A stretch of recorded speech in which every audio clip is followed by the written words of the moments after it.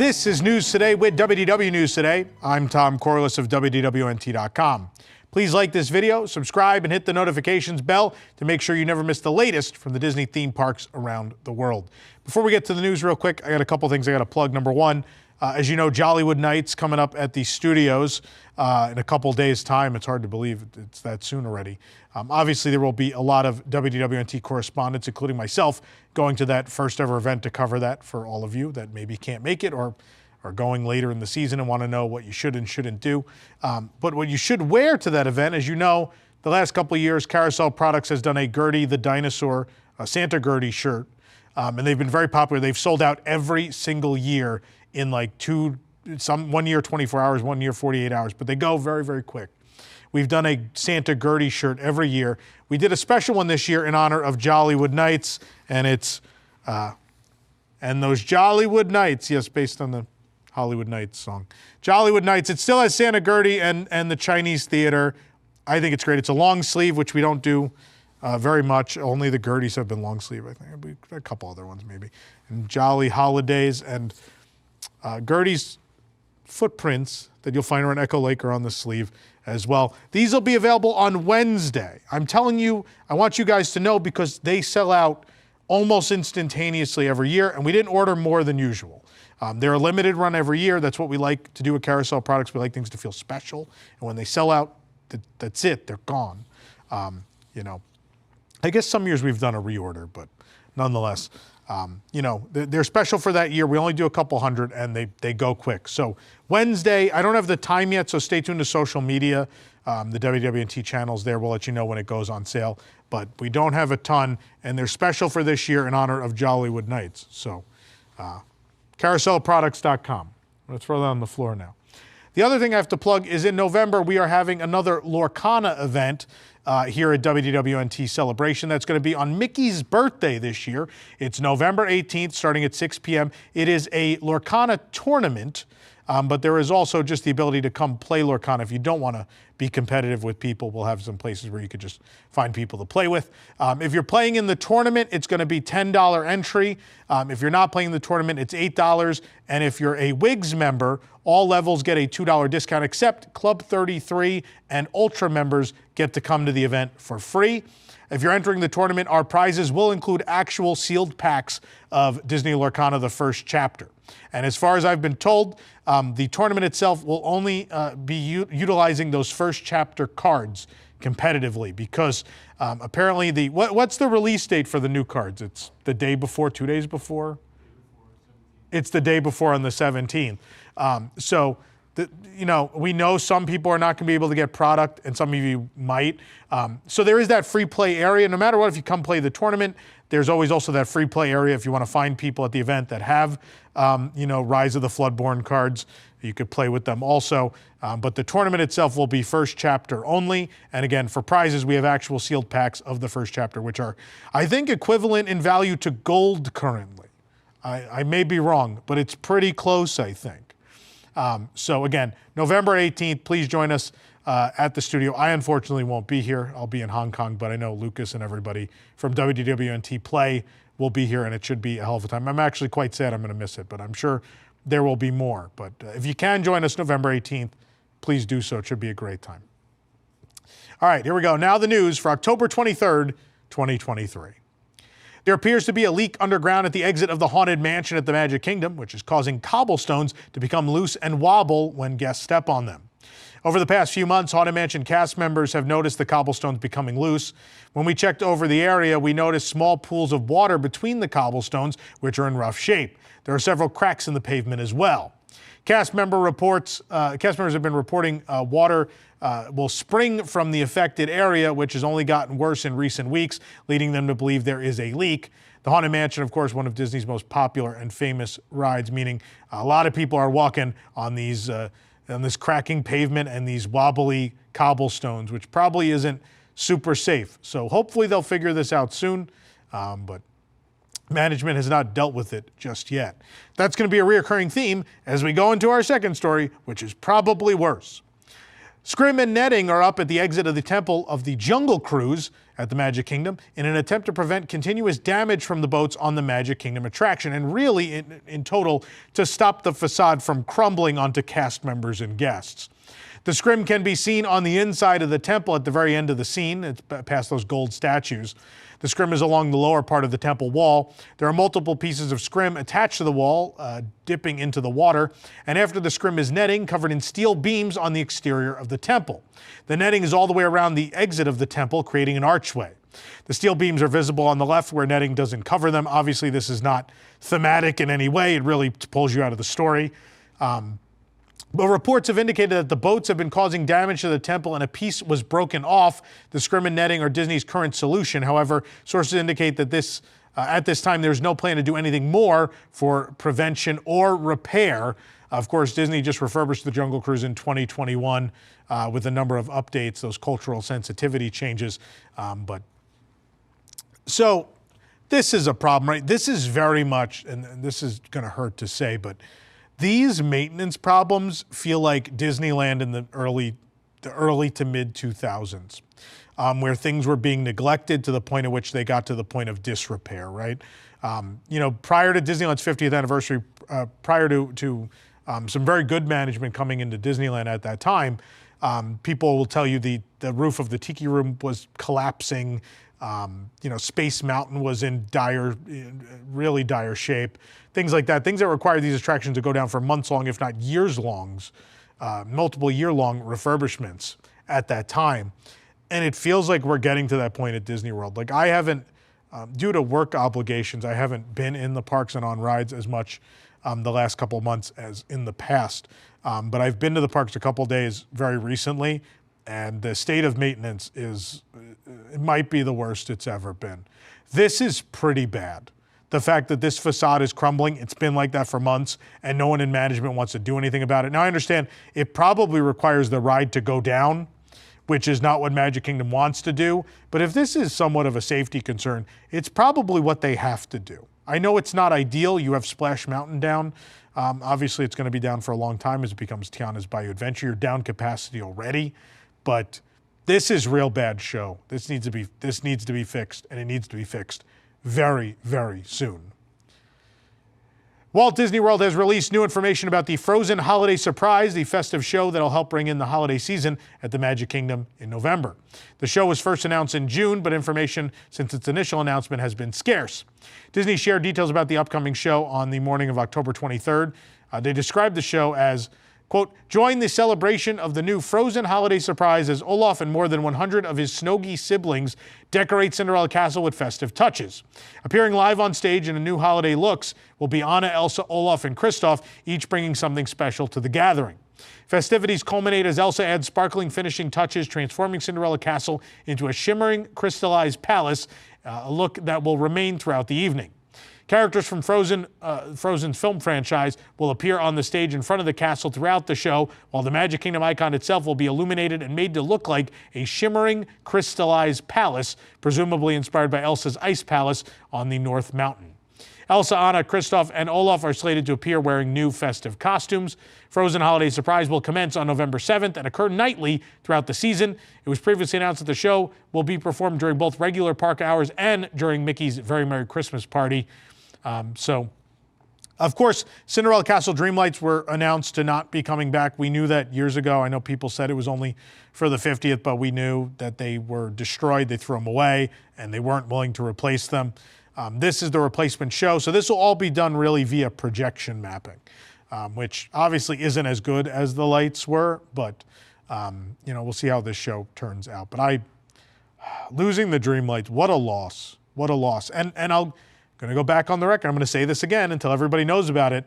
For those that don't know, when the Castle Dreamlights debuted, the budget for them was taken from the Country Bear Jamboree, the Christmas special. They used to do a Christmas show every year at the Country Bear Jamboree. That ended, and the budget to switch that over was taken and put towards the lights on Cinderella Castle. So now that those lights are gone, and since we're making a new Country Bear show, what about a new Country Bear Christmas show? That would be nice. Could we do that? Let it be known. Walt Disney World has released additional information about Jollywood Nights, which we just talked about, the separately ticketed holiday celebration at Hollywood Studios that's set to commence on November 11th and run on select nights through December 20th. Disney announced the new details this week. They primarily provided supporting details and context to previously announced offerings, though some new information was provided. The Jollywood Nights exclusive stage shows were given names. There's the Kermit the Frog and Miss Piggy starring show at the Theater of the Stars will be known as Disney Holidays in Hollywood, while the Nightmare Before Christmas inspired show at the Hyperion Theater is titled What's This? Tim Burton's The Nightmare Before Christmas Sing-Along. While both of these shows were announced in June, Disney did share a new piece of concept art for Disney Holidays in Hollywood. The art features Mickey and Minnie in their Santa-inspired threads on the festively decorated Theater of the Stars stage. The Post confirmed that the exclusive show will include Kermit, Miss Piggy, Tiana, Belle, Mickey, and Minnie, and also sharing the following. There are plenty of surprises in store, including a brand new original song by Tiana. Singers, dancers, and live jazz musicians round out the talented cast of entertainers in this dazzling performance. Jolly vignettes remind everyone that the holidays mean something special to each and every one of us. An official logo was shared for What's This? Tim Burton's The Nightmare Before Christmas Sing-Along. The show will allow guests to sing along to their favorite tunes from the 1993 stop-motion animated classic, one of which is even referenced in the name. The sing-along, according to Disney, will include a frightening encounter with Oogie Boogie and will invite guests to follow their curiosity. Disney Jollywood Nights will also feature Mickey and friends wearing exclusive new pastel-colored holiday costumes, and guests will be able to interact with these characters in Animation Courtyard. You get a closer look right now. Additional meet and greets will be available around Echo Lake. These will include interactions with quote-unquote retro characters such as Max in his Powerline attire, Chip and Dale dressed as rescue rangers, and Phineas and Ferb.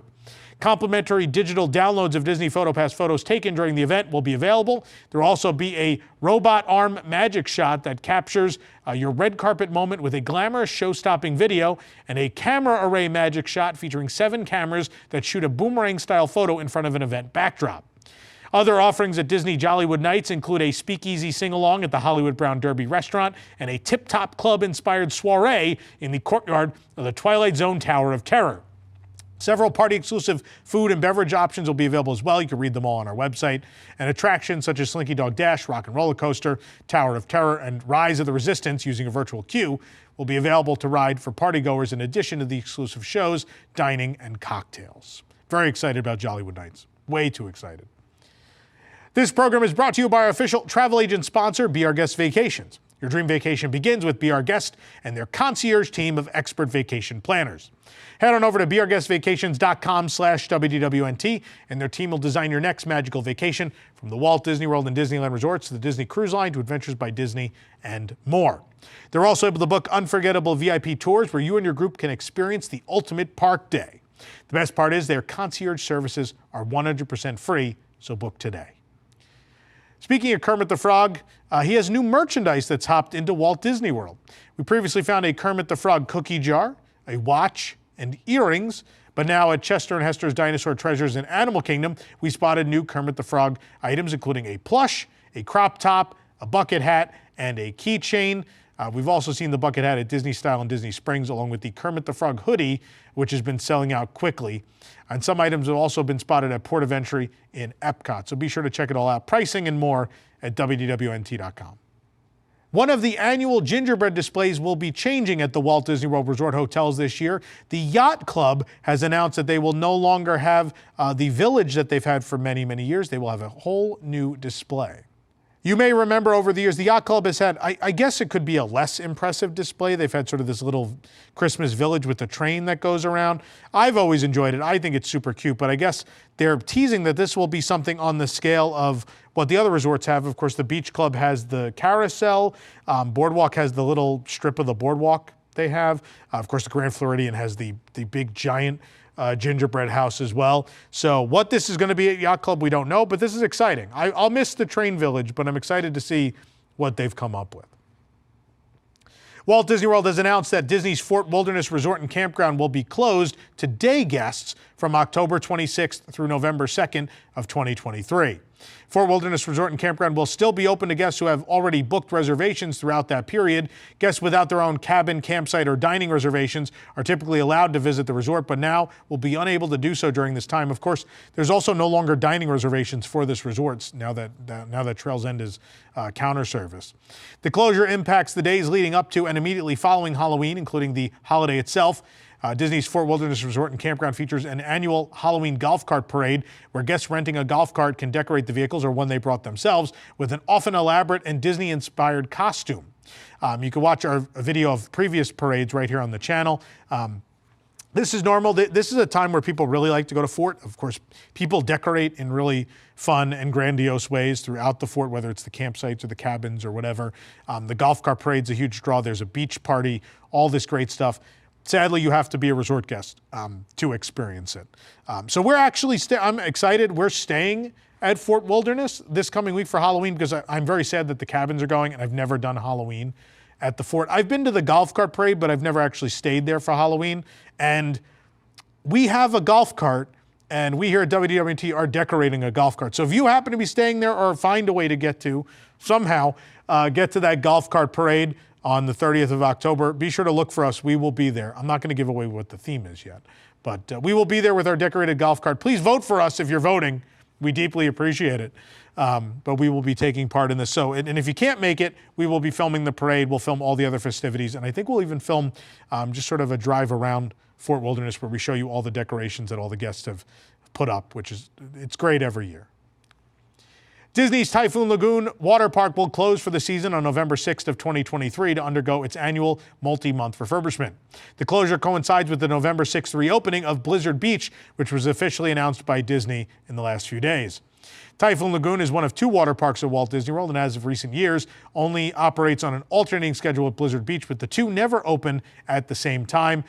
Typhoon Lagoon has been open since March, after closing in November of last year. Disney highlighted some of the new additions coming to Blizzard Beach when it reopens in their post about the reopening. The first being a water park seasonal pass. The pass allows access to whichever water park is open at the time without a reservation. They are valid through May 24th of 2024 and have no blockout dates and cost $79. As well, new specialty churro dishes will be added to the menu at Arctic Expeditions. The s'mores churro are churro bites topped with graham cracker crumbs, marshmallow whipped cream, chocolate sauce, and toasted mini marshmallows, while the banana split churros are churro bites topped with banana slices, sliced strawberries, pineapple chunks, cookie and brownie pieces, chocolate and caramel sauce, whipped cream, and a cherry. Honey sriracha and garlic parmesan chicken wings will also be introduced at the Warming Hut. Disney has announced the date that Disney's Paradise Pier Hotel at Disneyland Resort will complete its transformation into the Pixar Place Hotel. The lodging's Pixar-inspired evolution will conclude early next year. That's later than they originally announced, by the way. Disney's Paradise Pier Hotel will officially conclude its transformation and become the Pixar Place Hotel on January 30th, 2024. The overhaul was first announced at the D23 Expo in 2022 and formally commenced in October of that year. The hotel has remained open as work has continued. Work has steadily progressed over the last 12 months. Colorful stripes were added to the exterior of the hotel in January, and its Pixar-inspired lobby opened in May, although incomplete. Concept art from Coco, Soul, Inside Out, and other films was hung around the walls of the hotel as well. And a Luca mural was installed in the hotel's elevator bay in July, while several Pixar references were spotted at its pool when it reopened as the Pixel Pool in August. The new pool features Finding Nemo slide and splash pad and shaped fireplaces depicting characters from The Incredibles, Inside Out, Elemental, and Lava. Of course, earlier this month, the hotel's gift shop was renamed Store E, a reference to WALL-E, even though there's, a giant evil mega corporation that operates stores in that movie called By and Large, and that would have been a great name for a store, but that's neither here nor there. Disney also shared a look at the lodging's updated gift shop, fitness center, and guest rooms this week. You're looking at those new guest rooms now. The rooms will contain several references to the animation house that inspired the hotel's reimagining. According to Disney, some of the art in the rooms is new, created by Pixar artists exclusively for the hotel. The headboards in each room will consist of concept art from several Pixar films, including Brave, Toy Story 3, and The Incredibles. Though not necessarily part of the Pixar-inspired reimagining, the Great Maple Restaurant will soon open at the hotel. Offerings at the venue include the Cajun Shrimp and Cheddar Biscuit Benedict, Soda Pop Braised Baby Back Ribs, Charred Cauliflower Hummus, Maple Pecan Crusted Salmon, Market Fish, the Buttermilk Fried Chicken, and Maple Bacon Donuts, and a variety of salads. You need the salads to counter those donuts, probably. The flagship restaurant will also will open in November, with the eatery also operating the Sketchpad Cafe and Small Bites rooftop pool bar. So real quick, I want to say this. I know we've bashed this, remodel a lot. I don't like the lobby, the store. It's all very bland. It feels like dystopian future hospital is the theme, I would say. That being said, I don't hate the rooms. I think the rooms look colorful and interesting and fun. My only gripe with the room, number one, the Luxo lamp on the table, tremendous. That's tremendous. The room otherwise looks nice. I've stayed at Paradise Pier, not my favorite rooms. This looks like an improvement. The thing that really got me, I'm going to rant a little bit here, the pillow on the bed. So they made these long pillows with the Luxo ball on the end of them. So kind of the beginning of this evolution of the hotel was when they did Pixar Fest a couple years ago. I think it was 2018.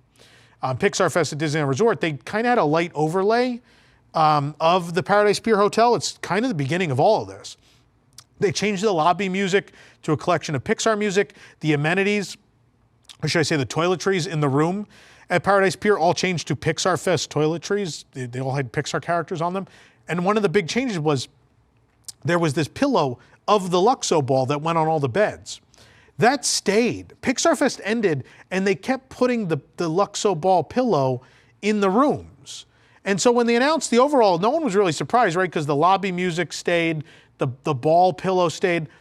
Why did the ball pillow go away for another pillow of the ball that's not the shape of a ball? This drives me insane. They were so cute. They were adorable, and they were right. And instead they're like, we'll do a long pillow where we just print the ball design on the ends. No, keep the ball pillow. What are you doing? I just spit everywhere. I'm so upset. Keep the ball pillow. What are you doing? Just keep the ball pillow. I don't get it. It's so weird. So weird. Or make new ones. If you don't like the make of them or they're wearing out, just make new ones. But the long pillow with no, it's not as good. Not as good. I'll move on. The first names have been installed on the commemorative display celebrating Castaway Club members who have embarked on 50 or more Disney Cruise Line voyages. The display is located on Castaway Cay, Disney's private island in the Bahamas, and was first announced in August. The display is located near the Castaway Cay post office. The specific signs are limited to 20 characters, including hyphens. The surname chosen to appear on the sign must match the one that appears in the Castaway Club records. Disney Cruise Line expects to update the Castaway Cay display each quarter or once a minimum of 5 family names have been submitted and selected. If a guest does not submit their personalization form by the deadline provided by Disney, their request will be considered for a future installation subject to availability. For the absolute latest on all these stories and those that didn't make it into today's show, be sure to check WDWNT.com and follow us on all your favorite social media platforms. You can support the entire team behind this show and others by joining the WDWNT Interglobe Society at patreon.com/WDWNT.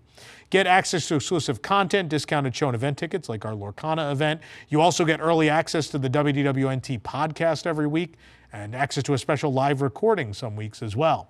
Special shout out to all of our WIGS members watching who make this show and others happen every single week. For the worldwide leader in Disney Parks news, this is Tom Corliss saying, enjoy the rest of your today and have a great, big, beautiful tomorrow. And also, save the ball pillows. Someone save them. Welcome to Deep in the Plus. Each week, join host Rob Whiteside as he and a panel of Disney superfans take a different movie or TV show from the Disney Plus catalog. They'll tell you its history, details, and give their review, so you'll know if it's worth your time. Current shows, classic movies, and everything in between. Watch Deep in the Plus live Wednesday nights at 9 Eastern for new episodes, or catch Deep in the Plus anytime on YouTube on WDWNT TV.